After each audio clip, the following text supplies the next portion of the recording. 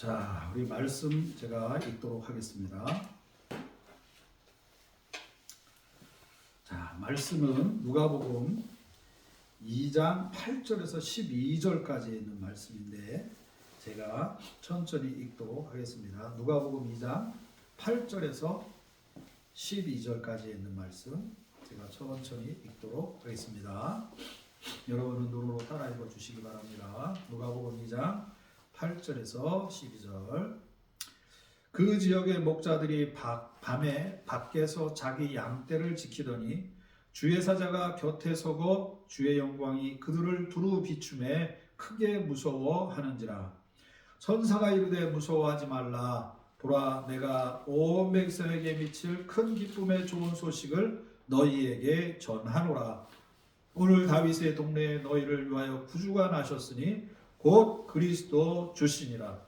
너희가 가서 강보에 쌓여 구유에 누워있는 아기를 보리니 이것이 너희에게 표적이니라 하더니. 아멘. 자, 기도하겠습니다. 아버지 하나님 감사합니다. 이 시간에 우리가 주님의 말씀을 들을 때에 주께서 함께하여 주시고 성령으로 우리의 마음에 친히 말씀하여 주옵시며 이 말씀 들을 때에 우리 마음에 하나님 온전히 주님을 더 의지하는 은혜와 주님만 더 바라보는 은혜와 예수 그리스도의 십자가만을 더 하나님 아버지 붙드는 은혜가 충만하도록 인도해 주옵소서. 하나님 아버지 부족한 종이 말씀을 전할 때에도 주께서 함께해 주옵시고 오직 주의 말씀만 온전히 증거하는 이 시간 되게 또한 주관하시고 인도해 주옵소서. 주님께만 영광 돌리기를 원하옵고 예수님의 이름으로 기도하옵나이다. 아멘. 할렐루야. 네. 오늘 본문은 묵상 중에 크리스마스 우리가 성탄 전에 제가 묵상 중에 선택을 한 본문입니다. 지난주에는 2장 10절에 있는 말씀을 가지고 우리가 성탄의 말씀을 증거했고요. 2장 10절 전에 8절과 8절에 보면 목자들의 밤에 밖에서 자기 양떼를 지킨다 했던 이 말이 왠지 제게 다가왔었습니다. 그래서 이것을 좀 더 구체적으로 보자. 그러면서 이 말씀을 보기 시작했고, 그래서 오늘 우리가 2025년 이제 마지막 이 한 해를 마무리하는 이때에 참 이 말씀이 귀한 우리에게 도전이 되는 말씀인 것 같아서 비록 크리스마스에 관련된 그런 성경 구절 아니냐 이렇게 얘기도 할 수 있겠지만 그러나 이 말씀을 우리가 한 해를 마무리하는 오늘 이 예배에 이제 마무리하면서 또 새로운 한 해를 생각할 때에 어떻게 하는 것이 좋은 것인지 우리가 한번 교훈을 얻고자 이 본문의 말씀을 그대로 선택하게 됐습니다. 자, 목자들에게 예수님께서 오심을 알리셨다. 예. 만왕의 왕이시며 온 인류의 죄를 사하기 위해서 이 땅에 오신 예수 그리스도께서 자신의 오심을 가장 먼저 알리신 대상이 누구냐 하면 성전에 가서 알리신 것도 아니고 또 왕궁에 가서 자신의 오심을 알리신 것도 아니고 당시 유명한 지도자들에게 알리신 것도 아니었습니다. 밤에 들에서 양을 지키던 목자들이었던 것입니다. 떠들썩한 선언도 없었고 그럴듯한 무대도 없었습니다. 조심하세요. 자, 그렇죠? 밤에 밖에서 양을 지키던 목자들, 그죠?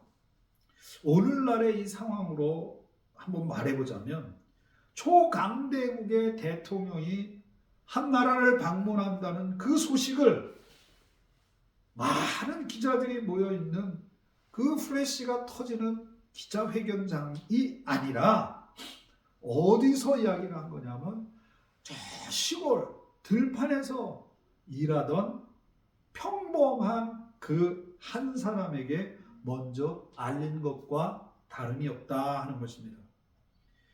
트럼프가 프랑스에 오는데, 프랑스를 방문하는데 그 방문하는 사실을 저 프랑스 시골 들판 거기에서 일하고 있는 그 농부에게 알렸다라고 하는 것입니다.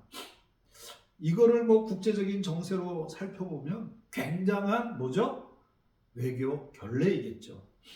그러니까 뭐 그런 걸 따지기 전에 앞서서 시골 들판에서 일하던 평범한 사람에게 이렇게 알리신 것입니다. 그렇다면 제 마음속에 이런 질문이 들었습니다. 왜 주님은 자신의 오심을 더 분명하고 더 설득력 있게 그리고 더 위험 있는 방식으로 알리지 않으셨을까? 그랬으면 참 좋았을 것 같은데, 그죠? 이것이 하나의 제 마음속에 의문이 들었습니다. 그랬더니 이 본문을 묵상하는 그 본문이 이번 주에 그 큐티 본문이기도 했었거든요. 아무튼 근데 왜 누가 보아도 이해되지 않는 방식으로 이렇게 주님이 이 땅에 오신 걸까? 우리는 흔히 이 장면을 보면서 주님의 겸손을 본받자 보십시오. 만왕의 왕이신 예수 그리스도가 정말 그렇게 낮고 천한 모습으로 우리에게 오지 않으셨습니까? 그래서 우리는 이 주님의 겸손을 본받아야 합니다 라고 말을 하기도 합니다. 물론 이 말이 저는 틀렸다고 이야기하는 것이 아닙니다. 우리는 예수 그리스도의 겸손한 모습, 이것을 본받아야 합니다. 그러나 우리가 본받아야 할 내용이 그것이 마치 전부인 것처럼 이야기한다면 목자에게 알리심으로 오신 이 장면은 그저 단지 아름다운 미담 정도로 끝나버리고 만다는 것이지요. 이렇게 목자에게 알리시면서 또 한편으로 말구유에 예수 그리스도께서 오심은 인간에게 본을 보이기 위함이 아닌, 인간에게 본을 보이기 위한 어떤 윤리적이고 혹은 도덕적인 겸손함의 교훈을 주기 위한 것이 전부가 아니라는 것이죠.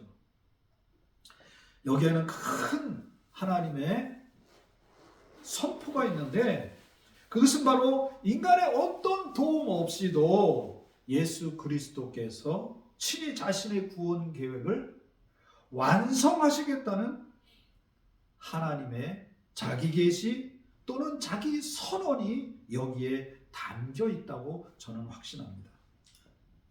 예수님이 말구유에 오시고 목자에게 자신의 오심을 알리신 것은 그저 우리를 겸손하게 만들기 위해서, 혹은 우리에게 그 겸손함의 모습을 보여서 우리에게 본을 보이기 위해서 그렇게 하신 그 교훈이기 이전에 우리의 도움 없이도 하나님이 친히 예수 그리스도를 통해서 구원을 완성하셨다는 은혜의 선언이며, 그래서 그 안에서만 인간의 노력과 열심이 비로소 제자리를 찾을 수 있다고 하는 하나님의 선포라고 확신합니다.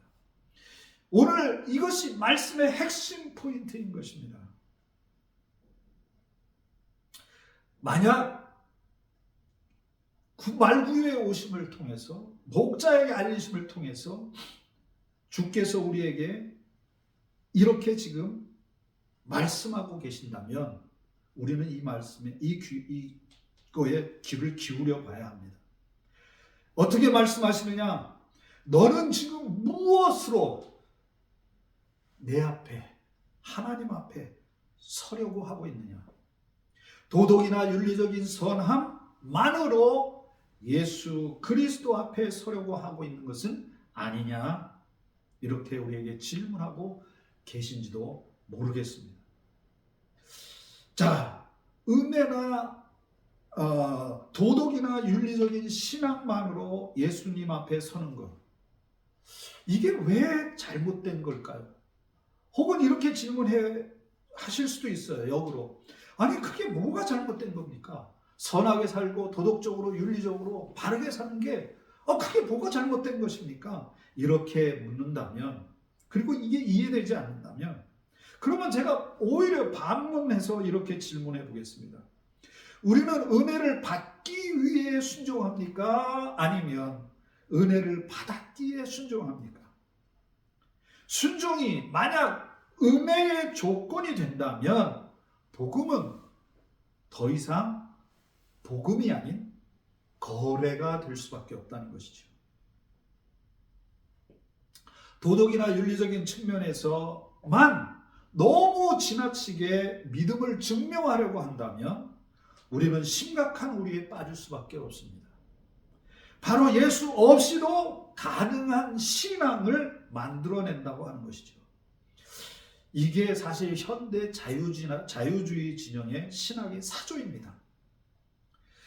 사탄이 노리는 것은 사람들로 하여금 노골적으로 하나님을 부정하게 만들지는 않습니다. 여러분, 우리가 살펴보았던 구약의 많은 예에서 우상을 만들어 놓고 이게 하나님이다 라고 이야기하는 그런 모습을 우리가 보지 않았습니까? 오히려 예수 그리스도를 굳이 생각하지 않아도 되는 신앙, 믿음, 십자가를 말하지 않고도 유지될 수 있는 어떤 종교, 선하게 살고 열심히만 살면 마치 그것이 하나님이 기뻐하시고 또 구원이라는 것을 인간 스스로 얻을 수 있는 것처럼 착각하게 사단이 만든다는 것입니다. 그렇게 예수 그리스도의 주되심과 제3의 은혜가 흐려질 때 사람들은 어떻게 됩니까? 자신도 모르는 사이에 다시 율법과 도덕과 자기 노력으로 자기 인생을 떠받치려고 하는 그러한 오류에 빠지게 된다는 것입니다. 이것이야말로 오늘날 우리 세대가 겪고 있는 가장 치명적이고도 깊은 믿음의 문제입니다. 사랑하는 성도 여러분, 이것이 우리 믿음의 세계에서만 그렇습니까? 지금 세상을 보십시오. 세상을 보십시오. 하나님 없이 살아가는 저들의 모습, 아니 어떻게 보면 신의 존재는 인정할지는 모르겠지만 예수 그리스도 없이 살아가는 저들의 모습, 그래서 자기 열심으로 살아가려고 하는 저들의 저 착각, 혹은 우리도 그러한 모습으로 우리의 신앙생활을 하고 있는 것은 아닌지 돌아봐야 한다는 것이죠.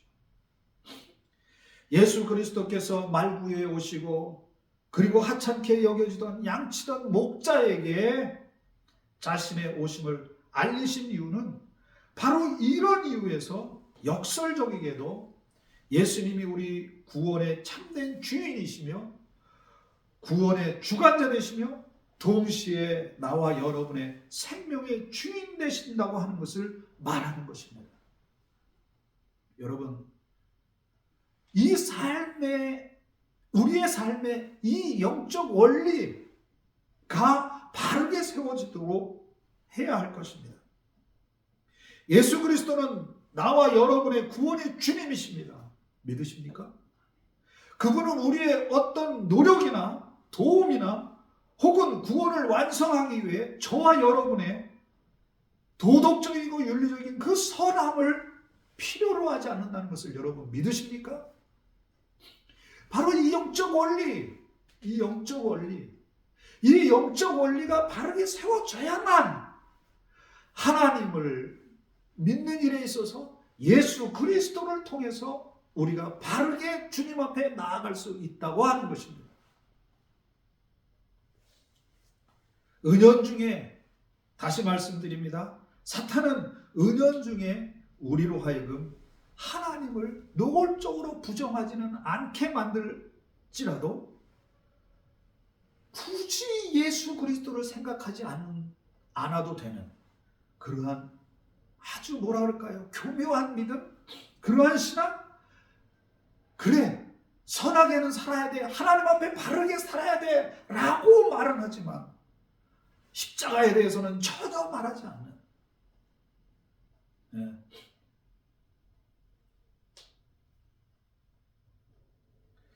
사랑하는 성도 여러분, 말구이와 목자가 예표하는 것은 분명합니다. 우리는 선하게 살 수는 있어도 우리 자신을 구원할 수 없다는 것과 우리의 열심은 저와 여러분의 인생을 바르게 만들 수는 있어도 저와 여러분의 죄를 사할 수는 없으며 우리의 도덕적인 그 어떤 행실들은 저와 여러분의 삶을 단정하게 만들 수는 있어도 우리의 삶이 윤리적이고 도덕적인 일에 있어서 선함을 추구하고 정말 바르게 살려고 노력하는 그 일들은 여러분과 저의 삶을, 그런 우리의 생활을 단정하고 뭐랄까요, 깔끔하고 흠이 없도록 만들 수는 있어도 뭐라고요? 하나님 앞에서는 우리 자신을 결코 의롭게 할 수 없다고 하는 것을 보여주는 것입니다. 예수 그리스도께서 왜 말구에 오셨습니까? 예수 그리스도께서 왜 목자, 저 시골 들판에서 양을 치던 그 목자에게 자신의 오심을 알리셨냔 말이에요. 다시 말씀드립니다. 우리의 그 어떤 노력이나 우리의 어떤 도움이 필요하지 아니하고 이미 무엇을, 우리의 구원을 누가? 하나님이 예수 그리스도를 통해서 어떻게 친히 완성하셨다 하는 것을 빵 하고 보여주시는 것이에요.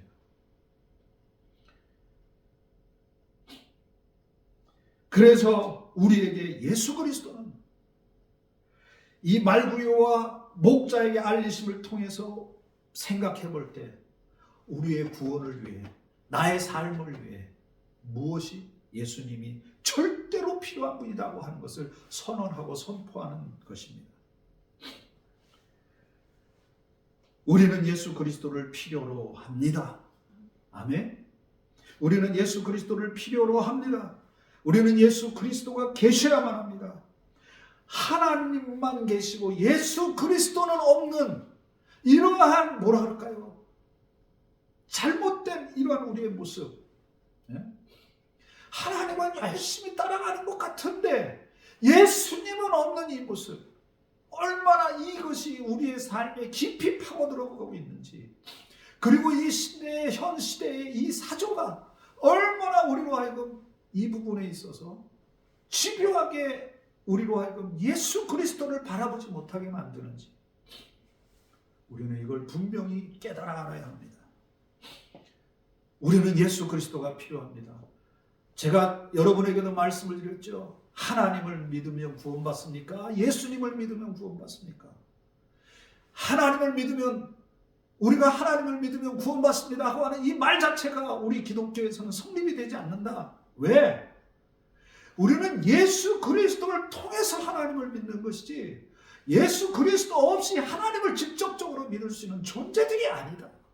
그런데 이 사실을 우리는 자꾸 간과하고 마치 예수 그리스도는 없어도 되는 존재인 것 마냥 하나님만, 즉 선하게 살고 착하게 살면 그것이 다다 이렇게 말하는 오류에 우리가 빠지게 되는 이러한 일들이 얼마나 많이 있습니까? 우리는 예수 그리스도를 필요로 합니다. 그분만이 우리 죄를 대신 짊어지신 분이시기 때문에 그렇습니다. 그분만이 인간의 노력으로는 결코 넘을 수 없는 죄와 사망의 문제를 십자가로 끝내신 분이시기 때문에 그렇습니다. 그분만이 우리가 무엇을 했는가가 아니라 은혜로 하나님 앞에 서게 하시는 분이기 때문에 예수 그리스도가 우리는 필요합니다. 예수 그리스도가 사라지면 신앙은 곧장 도덕이 됩니다. 그리고 은혜는 원칙이 됩니다. 율법이 됩니다. 그리고 구원은 내가 이루고 말아야 하는, 이루어야만 하는 그런 성취 정도에서 끝나게 되는 것입니다. 사랑하는 성도 여러분, 더 열심히 살겠다고 결심하는 것이 아닙니다. 더 이상 나 자신을 의지하지 않겠다고 내려놓는 것입니다. 그렇죠? 오늘 말씀을 통해 우리가 얻어야 할 영적 교훈은 나에게 예수 그리스도가 무시되거나 약하다는 상태에서 더 나은 사람이 되겠다는 그런 다짐이 아니라 나를 대신해 이미 모든 것을 이루신 예수 그리스도만을 믿고 신뢰함으로 그 안에서 선함도 의로움도 추구하겠다는 결단이라는 것입니다. 아멘. 성경은 분명하게 말합니다. 이제 말씀을 맺겠습니다. 시편 33편 16절 17절에 보면 많은 군대로 구원 얻은 왕이 없으며 용사가 힘이 세어도 스스로 구원하지 못하는도다. 구원하는 데에 군만은 헛되며 군대가 많다 하여도 능히 구원하지 못하는도다 말씀하고 있습니다. 이 말씀은 단지 전쟁의 이야기가 아니라 인간이 의지하는 모든 그럴듯한 힘에 대한 하나님의 선언입니다. 오늘 나와 여러분의 군대는 무엇입니까? 오늘 나와 여러분의 군만은 무엇입니까? 우리의 선함입니까? 우리의 열심입니까? 우리의 신앙 연륜입니까? 우리의 도덕 성취입니까? 분명하게 말씀드리지만 오늘 본문의 말씀의 의미를 다시 새겨볼 때에 왜 주님은 보잘것없는 목자에게 왕으로 오신 자신의 모습을 나타내셨단 말입니다. 왜 주님은 하찮은 말구에 태어나심을 택하셨냔 말이에요. 바로 자신이 구원의 참된 주관자이며 저와 여러분의 우리 모두를 포함한 우리 모두의 주권자임을 나타내는 것. 여러분, 그럴듯해 보이는 그 어떤 것도 예수 그리스도 없이는 우리를 구원하지 못합니다. 믿으십니까? 심지어 우리의 노력이나 열심으로는 우리가 참되게 선할 수 없다는 것을 이 본문의 말씀이 선포하고 있는 것입니다. 우리는 2025년 마지막 이 주일 한 해를 새롭게 맞이하는 끝자락에 서 있습니다. 그래서 오늘 우리는 더 이상 나 자신을 의지하지 않기로 결단하는 자리에 나아가야 합니다. 내가 행하는 모든 것들이 예수 그리스도 안에서 예수 그리스도로 말미암아 하게 해야 된다는 그 결단의 자리에 나가는 것입니다. 예수 그리스도를 붙드는 은혜, 예수 그리스도가 지금 마음 중심 가운데서 뭐라 그럴까요? 살아계심이 여러분 경험되고 있지 않습니까? 아니, 그분 앞에 우리의 인생을 들여서 그분을 붙들려고 하는 우리의 그런 인격적 결단이 지금 약화되어 있습니까? 그거 없이 우리가 행하는 모든 것들이 뭐라고요? 그저 내 열심, 그거라는 거예요. 그거. 다시 한번 마지막으로 부탁을 합니다. 예수 그리스도를 생각하십시오. 예수 그리스도를 생각하십시오. 그리고 예수 그리스도를 붙듭시다. 오늘 다시 그분의 십자가 앞으로 나아갑시다. 그리고 고백합시다. 주님, 제 열심이 아니라 오직 예수 그리스도의 은혜로, 예수 그리스도를 붙드는 그 은혜로 하나님 앞에도 나아가고 내가 하는 모든 것들을 하도록 결단합니다. 이렇게 하나님 앞에 고백하는 이 마지막 주일. 그래서 이 말씀을 통해서 우리 자신이 어떻게 살았는지를 돌아보며 이제는 앞으로 있을 이 새해에 하나님 앞에 우리가 무엇을 더 추구하며 무엇을 더 붙들며 나아가야 하는지 깨닫고 은혜 가운데 나아가는 저와 여러분 되시기를 주의 이름으로 축원합니다. 기도하겠습니다.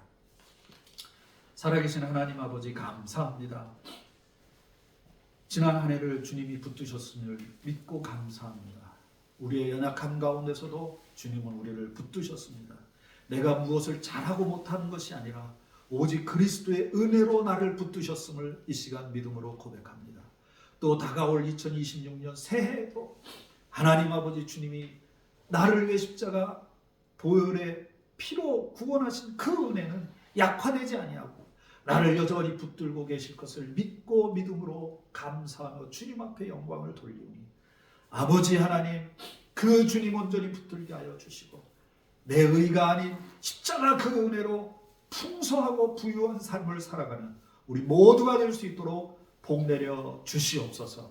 예수님의 이름으로 기도하옵나이다. 아멘.